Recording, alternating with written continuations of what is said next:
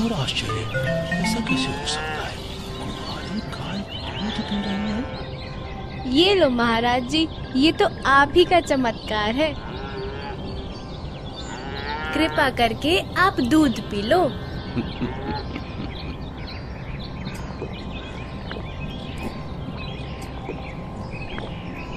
ये लो, ये बाकी बचा दूध आप लोगों के लिए प्रसाद है, आप ग्रहण करें। ये दूध हम नहीं पी सकते, ये तो पाप का दूध है। इस दूध को कुंवारी गाय से निकाला है आपने।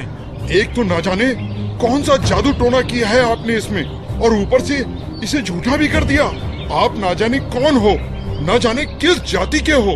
मैं तो कहता हूँ भाइयों, चलो यहाँ से, नहीं तो क्या पता ये बाबा हमें भी ना जाने क्या जादू टोना कर दे। हाँ, चलो चलो चलो चलो चलो, क्या जादू टोना कर देंगे। चलो।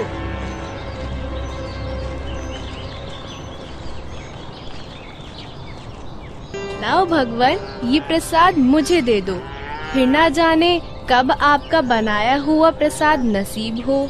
ये तो मेरा सौभाग्य है कि आपका जूठा दूध मुझे प्राप्त हो रहा है। ये तो अमृत के समान है।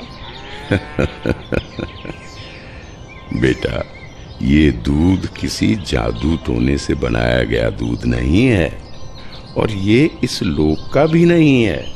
ये तो मेरे लोक अर्थात सतलोक से आया है। तुम इसे पी लो, तुम्हें बहुत लाभ होगा।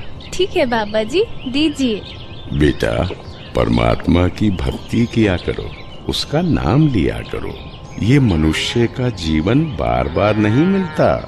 जी भगवान, भक्ति तो मैं करता हूँ, राम राम करता हूँ, सीता राम और राधे श्याम का भी जाप करता हूँ, बजरंग बली की जय भी बोलता हूँ और शंकर भगवान की पूजा भी करता हूँ। बेटा, इन भगवानों की भक्ति से मोक्ष नहीं मिल सकता। तुम जन्म और मरण के बंधन से मुक्त नहीं हो सकते। परमात्मा गरीबदास जी को ये समझाते हैं कि स्वर्ग तो मनुष्य को केवल भ्रमित करता है, जिससे वो सतलोक की प्राप्ति न कर सके। स्वर्ग का वैभव दिखाकर मनुष्य को असली परमात्मा के पास जाने से रोका जाता है। भगवान, आप कहाँ से आए हैं? बेटा, जहाँ से मैं आया हूँ वो एक ऐसा स्थान है जहाँ आप इस मृत्यु लोक के बंधन में आने से पहले रहते थे। बाबा जी, क्या मैं इन सभी लोगों का अनुभव कर सकता हूँ? अच्छा ठीक है, तुम पेड़ के नीचे बैठ जाओ। जी भगवान। गरीबदास जी अपने हाथों को जोड़कर वहीं पेड़ के नीचे बैठ जाते हैं। जिंदा बाबा के रूप में आए कबीर परमेश्वर जी बालक गरीबदास को नाम दीक्षा देते हैं और गरीबदास जी के सर पर हाथ फेरते हैं। जैसे ही बाबा जी ने हाथ फेरा, गरीबदास जी की आत्मा बाहर निकली। गरीबदास जी की आत्मा ने बाबा जी को प्रणाम किया। प्रणाम भगवान। चलो गरीबदास। परमात्मा गरीबदास जी को गणेश का लोक, ब्रह्मा का लोक, शिवलोक, विष्णु लोक, ब्रह्मलोक, धर्मराय का लोक, सभी जगह ले जाते हैं। फिर परमात्मा गरीबदास जी को 12वें द्वार के पार असली सतलोक में ले जाते हैं। इधर गरीबदास का शरीर उस पेड़ के नीचे बिना आत्मा के है। वो उसी मुद्रा में बैठे हुए हैं जैसे उसे छोड़ कर गए थे। अरे गरीबू, उठ ले भाई, आजा, अपनी गायों को संभाल ले, तेरी बारी का समय हो गया है। अरे भगत जी, खड़ा हो ले। अरे अरे, इसे क्या हुआ? अरे गरीबू, क्या हुआ तुझे? उठ क्यों नहीं रहा? अरे सुनो, अरे सुनो, इधर आओ, सभी इधर आओ। देखो गरीबू को कुछ हो गया है। हे भगवान, ये क्या हो गया? हे भगवान, ये क्या हो गया? गरीबू, भागो भागो, गरीबू मर गया, मर गया। हे भगवान, ये क्या हो गया? वहीं दूसरी ओर गरीबदास जी महाराज की मृत्यु की खबर जैसे ही छुड़ानी गांव में पहुंचती है तो गरीबदास महाराज के माता पिता अपने इकलौते पुत्र को देखने के लिए खेतों की ओर दौड़ते हैं और अपने इकलौते पुत्र के शव को देखकर रानी मां व्याकुल हो उठती हैं।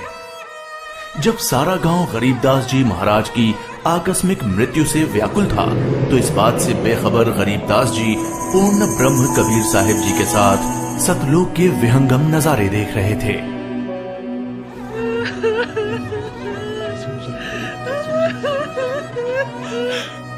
गरीबू को उसी पाखंडी बाबा ने दूध पिलाकर मारा। हाँ, उसी ने कुछ जादू टोना किया है। देखो ना, गरीबों की माँ का रो रो कर बुरा हाल हो गया है। हे भगवान, कितना सुंदर लोक है। ये महल किसका है?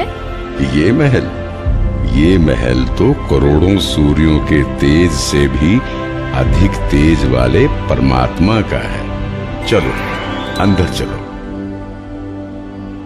इसका मतलब ये बाबा जी जो मुझे यहाँ सतलोक लेकर आए हैं वो भगवान के सेवक है। असली भगवान तो ये है। मुझे इन्हीं सिंहासन पर बैठे हुए परमात्मा की पूजा करनी चाहिए। आखिर ये कैसी माया है? बाबा जी पर तो खुद परमात्मा ही चावर कर रहे हैं।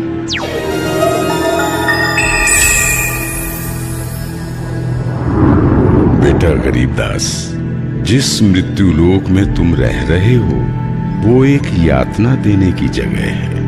वो तुम्हारे लिए एक कारागार है। वहाँ कोई भी जीव सुखी नहीं है।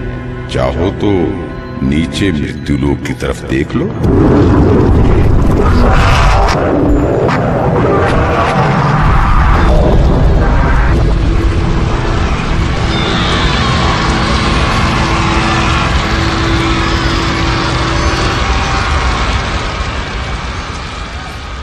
यही है मृत्यु लोक की सच्चाई, जहाँ फंसकर मनुष्य अपना कीमती जीवन नाश कर देता है